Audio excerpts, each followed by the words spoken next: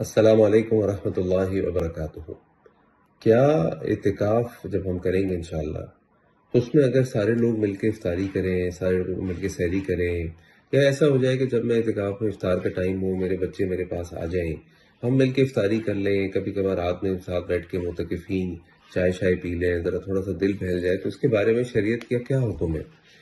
دیکھیں،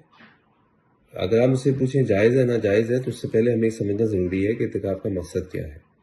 اعتکاف کا مقصد یہ ہے کہ ہم نے سیکلوژن اختیار کرنی ہے، ہم نے تنہائی اختیار کرنی ہے، میں ہوں اور میرا رب ہو۔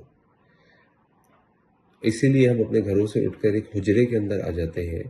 اور جہاں ہمارا کوئی بھی نہیں ہوتا، اس لیے ایک حکم یہ بھی ہے کہ اگر اللہ نہ کرے کسی کی فیملی میں کوئی جنازہ ہو جائے، اس کو کہیں جنازے میں جانا ہو، تو وہ اعتکاف چھوڑ کے جنازے میں نہ جائے، بلکہ مسجد میں ہی رہے، جبکہ جنازے کا کتنا بڑا اجر ہے۔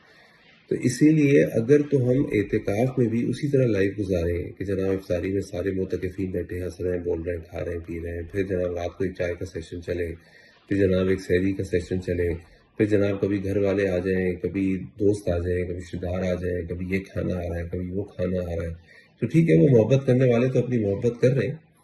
تو لیکن مقصد جو ہے نا اعتکاف کا وہ ختم ہو جائے گا۔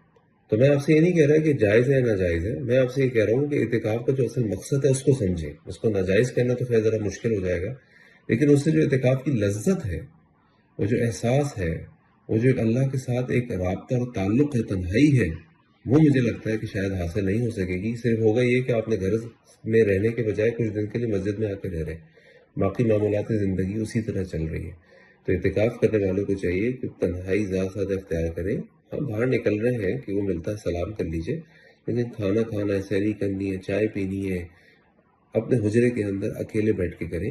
تاکہ پوری طرح انسان کا تعلق اللہ سے جڑ جائے۔ اللہ سے دعا ہے کہ اللہ تعالیٰ ہم سب کو اعتکاف کی بھی توفیق عطا فرمائے، صحیح طریقے سے ادا کرنے کی توفیق بھی عطا فرمائے، اور اس کو قبول بھی فرما لے۔ آمین۔